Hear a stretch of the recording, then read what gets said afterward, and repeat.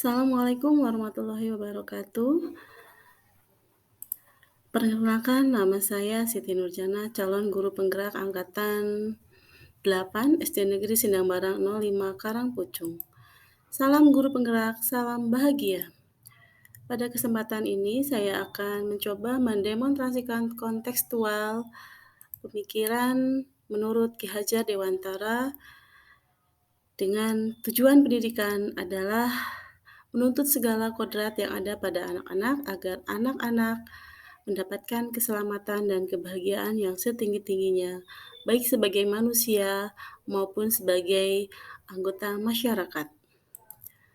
Sebagai guru, kita dituntut untuk terus selalu melakukan pembelajaran yang tentunya pembelajaran tersebut yang sesuai dengan filsafat pendidikan Ki Hajar Dewantara, yaitu guru berpihak pada murid. Guru harus bisa menuntun murid sesuai dengan kodratnya.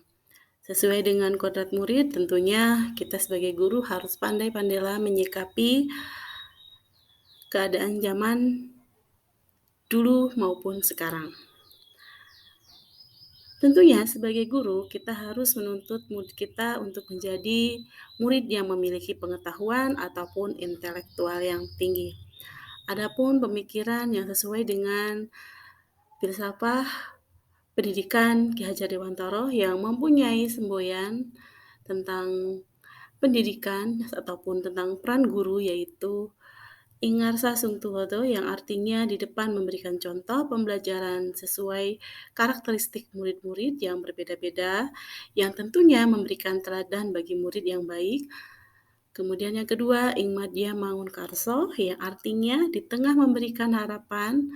Nah, di sini saya sebagai guru tentunya harus bisa memotivasi dan menginspirasi pada awal pembelajaran ataupun melakukan persepsi kepada siswa dengan bertanya cita-cita murid, kemudian memberikan motivasi agar mereka mau mengembangkan dan mau mewujudkan cita-cita tersebut.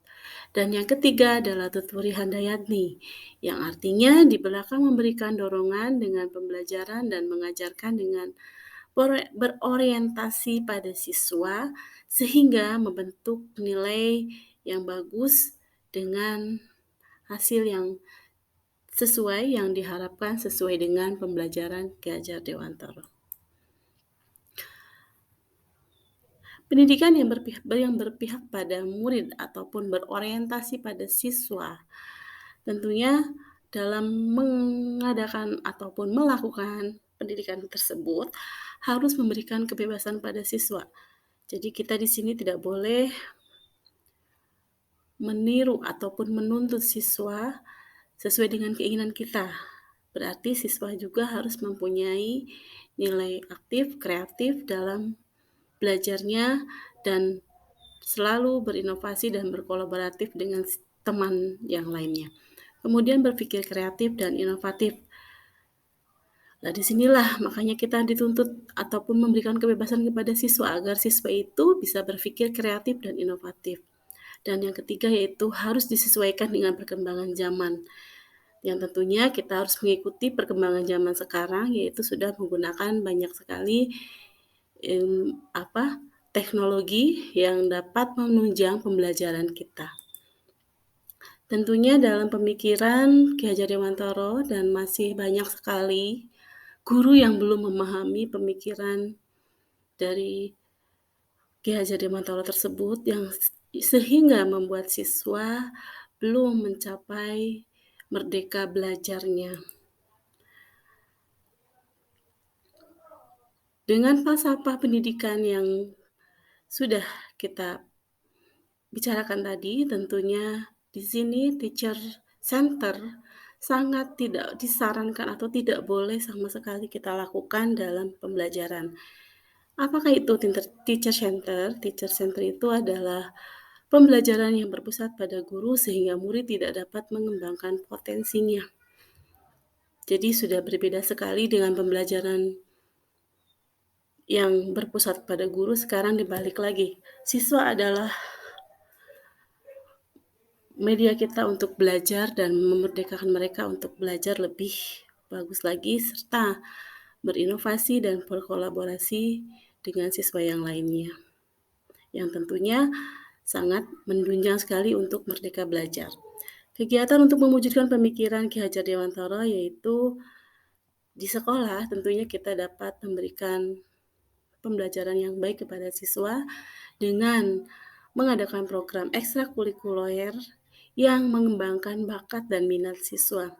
Adapun kegiatan-kegiatan yang ada di sekolah untuk pengembangan bakat dan minat siswa yaitu dan yang berfokus pada siswa. Yang pertama adalah kegiatan pramuka, di mana di sini kegiatan pramuka itu merupakan suatu kelompok yang dalam satu regunya itu terdiri dari beberapa siswa yang mempunyai tugas dan tanggung jawab yang sama. Kemudian yang kedua ada pesta siaga. Di sini juga melatih koordinasi siswa dengan siswa yang lain, kekompakan, dan saling membantu. Kemudian selain kegiatan ekstrakurikuler, tentunya di sekolah kita juga mengadakan program bimbingan. Program bimbingan yang ada di sekolah kita yaitu pembiasaan sholat duha setiap hari, literasi membaca di perpustakaan, sopan santun, serta penggunaan media pembelajaran seadanya ataupun yang ada di lingkungan sekitar. Jadi kita bisa memanfaatkan lingkungan sekitar untuk media pembelajaran demi menunjang terwujudnya tujuan pembelajaran. Kemudian selain itu kita juga ada program pembiasaan 5S. Ada salam, senyum, sapa, santun, yang tentunya disinilah karakter peserta didik dalam melatih dan mewujudkan budi pekerti yang luhur yang diceritakan juga oleh Ki Hajar Dewantara. Untuk mewujudkan pendidikan yang berpihak pada murid, tentunya ada tantangan dan solusi. Adapun tantangannya adalah masih rendahnya minat dan motivasi murid dalam mengikuti program yang ada di sekolah. Jadi sebagai guru kita harus bisa menuntun, mengajak, memotivasi para peserta didik kita untuk mau belajar lebih giat lagi. Kemudian tantangan selanjutnya ada juga kemampuan guru yang masih belum menyeluruh dalam memahami pemikiran tentang Ki Hajar Dewantara atau pendidikan yang berpusat pada murid. Nah, tentunya kita sebagai manusia biasa tidak banyak kekurangan dan harus selalu mau belajar sesuai dengan sunnah Rasul yaitu menuntut ilmu sampai dengan ke liang lahat ataupun sampai dengan ke negeri Cina. Itulah tantangan-tantangan yang harus kita hadapi. Adapun solusinya yang harus kita lakukan adalah mengikuti berbagai seminar, workshop, pengembangan keterampilan, dan pemahaman tentang pendidikan menurut Ki Hajar Dewantara. Untuk meningkatkan kemampuan kita, maka kita harus mau dan mengikuti workshop-workshop yang ada. Kemudian solusi berikutnya adalah menggunakan metode pembelajaran yang bervariatif agar murid lebih nyaman saat belajar di kelas, sehingga siswa tidak merasa bosan. Maka kita harus mencari metode-metode pembelajaran yang berbeda yang sehingga menarik minat peserta didik untuk belajar. Solusi selanjutnya yaitu sebagai pendidik jangan bosan memberikan pendidikan teladan kepada siswa. Adapun tadi solusi yang harus kita tekankan dan harus kita lakukan demi ketercapaian kita sebagai pendidik dalam mewujudkan Merdeka Belajar.